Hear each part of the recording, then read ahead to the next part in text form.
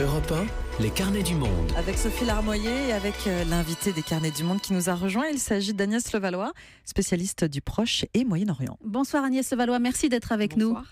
Alors le Hajj a commencé avant-hier dans l'ouest de l'Arabie Saoudite. Le grand pèlerinage à la Mecque, donc premier lieu saint de l'islam, rassemble cette année plus de 2 millions de musulmans de 168 nationalités. Ce sont les chiffres qui nous ont été fournis. La particularité de ce pèlerinage cette année, c'est qu'il y a plus d'Iraniens et moins de Qataris. On peut expliquer ça peut-être d'abord.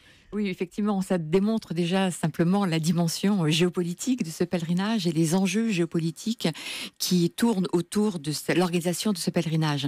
Pourquoi moins de Qataris ? Parce que c'est la première question qu'on peut se poser. C'est en raison de la crise diplomatique qui existe maintenant depuis plus de 2 mois entre l'Arabie Saoudite. Boycott lancé par l'Arabie Saoudite. Voilà. Fermeture des frontières, donc processus vraiment d'isolement du Qatar par l'Arabie Saoudite et les Émirats. Il y a eu une tentative de l'Arabie Saoudite pour ne pas être accusée d'empêcher des pèlerins du Qatar de se rendre au pèlerinage, d'ouvrir le poste frontière terrestre pour permettre aux pèlerins du Qatar de pouvoir se rendre en Arabie. Ces 2 dernières semaines, je crois, juste un peu. Mais finalement, très peu n'ont utilisé cela. Et le roi d'Arabie Saoudite a proposé d'envoyer des avions saoudiens au Qatar à ses frais pour acheminer des pèlerins, parce qu'il n'y a plus de relations aériennes entre les 2 pays.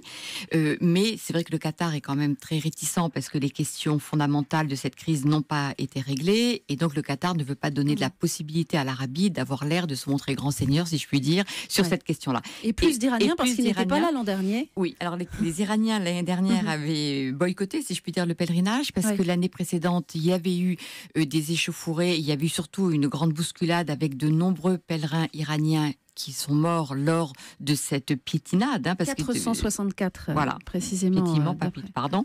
Et donc, c'est vrai que du coup, les Iraniens avaient accusé les Saoudiens de ne pas être en mesure d'assurer la sécurité de leurs pèlerins, d'être incapables de gérer ce pèlerinage, et donc en mesure de rétorsion, les Iraniens ne s'étaient pas rendus. Et là, la particularité cette année, c'est que les Iraniens ont accepté que les pèlerins portent un bracelet électronique. Alors, pas que les Iraniens, mais tous les pèlerins. Mais les Iraniens ont accepté cette exigence, cette contrainte, qui normalement donc doit être un moyen en cas de problème de pouvoir identifier les pèlerins, parce que le grand désaccord entre l'Arabie Saoudite et l'Iran, c'est que le nombre de morts n'a pas été le même côté iranien, côté saoudien, et donc là les Saoudiens essayent de mettre en place un système permettant une transparence pour éviter toute cette polémique qui avait existé il y a 2 ans. Alors, juste pour finir, après le problème avec le Qatar, c'est vrai que l'Arabie Saoudite tente d'améliorer un tout petit peu ses relations avec l'Iran, et donc à travers ce pèlerinage, c'est un moyen d'essayer de montrer un geste de bonne volonté.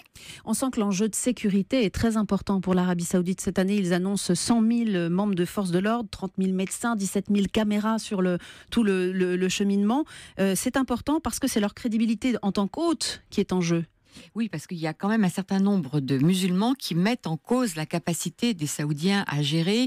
Des musulmans estiment que les Saoudiens ont complètement accaparé finalement l'organisation de ce pèlerinage, alors que c'est un lieu saint ouvert à l'ensemble des musulmans du monde. C'est vrai ou c'est faux qu'ils l'ont accaparé ? Ils l'ont accaparé dans le sens, si vous voulez, où c'est une ressource aussi économique extrêmement importante pour l'Arabie Saoudite, et qu'ils ont complètement détruit tout le lieu saint pour construire à la place des immeubles, des hôtels, avec aussi une différence aujourd'hui qui normalement n'a pas lieu d'être entre ceux qui ont les moyens, les pèlerins qui ont les moyens d'aller dans les grands hôtels qui sont les mieux placés évidemment et qui simplifient l'organisation de ce pèlerinage, et les pèlerins qui n'ont pas d'argent, qui sont relégués à l'extérieur de la ville et dans des conditions beaucoup moins satisfaisantes. Donc il y a beaucoup d'éléments qui se mêlent à cela, mais la question sécuritaire, pour revenir à la question, est essentielle pour les Saoudiens, puisqu'on est quand même dans une région en pleine tourmente, où l'organisation État islamique a déjà mené des attentats sur le territoire saoudien, et que donc les Saoudiens ont très peur d'une action terroriste menée au moment du pèlerinage. Alors, puisque vous évoquez cette question, évidemment, quand il y a 2 millions de personnes qui se rassemblent quelque part, on craint ce risque d'attentat.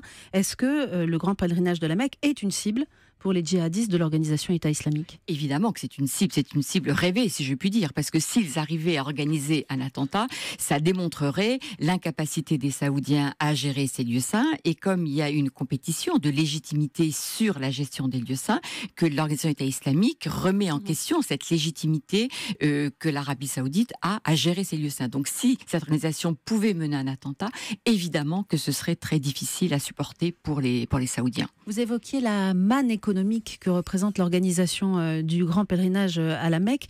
Et c'est vrai que l'augmentation du tourisme religieux est un objectif affiché par l'Arabie Saoudite dans le cadre de son grand plan de réforme économique là, qui s'appelle Vision 2030. Ils espèrent, disent-ils, accueillir d'ici 2030 quelques 30 millions de pèlerins par an. C'est absolument énorme. C'est pour remplacer le pétrole ? Alors, en partie, bien sûr, ça rentre tout à fait dans la logique de diversification de l'économie des Saoudiens. Et comme les Saoudiens ne peuvent pas développer un tourisme normal, si je puis dire, c'est pas nous qui allons aller passer nos vacances en Arabie Saoudite, vu les contraintes sur la société. Donc, le tourisme religieux est une manne économique absolument essentielle pour l'Arabie Saoudite. Et d'énormes investissements ont été menés à la Mecque dans ce cadre-là. Et donc, maintenant, il y a besoin d'un retour sur investissement. Et comme maintenant, les pèlerins peuvent venir avec les avions, avec la rapidité des transports, ce qui n'était pas le cas au début du siècle où pour arriver à la Mecque, il fallait parfois mettre des mois et des mois. Aujourd'hui, c'est vrai qu'avec les moyens de transport qui se sont développés, tout pèlerin peut venir, tout musulman peut venir, et donc ça nécessite que l'Arabie Saoudite soit en mesure de pouvoir accueillir et de justifier cette position. Parce qu'il y a un élément aujourd'hui, c'est que certains musulmans estiment qu'en fait les lieux saints de l'islam devraient être gérés par une instance transnationale et que ce ne soit pas simplement les Saoudiens qui gèrent ces lieux saints avec un bénéfice qui est propre au royaume saoudien. Absolument. Et pas à l'ensemble des musulmans. Voilà tous les enjeux, effectivement. Vous nous avez donné quelques clés pour mieux comprendre ce qui est à la fois un temps fort spirituel pour la communauté musulmane, mais aussi un terrain de jeu diplomatique et stratégique important. Merci beaucoup Agnès Levallois. Merci. La suite des carnets sur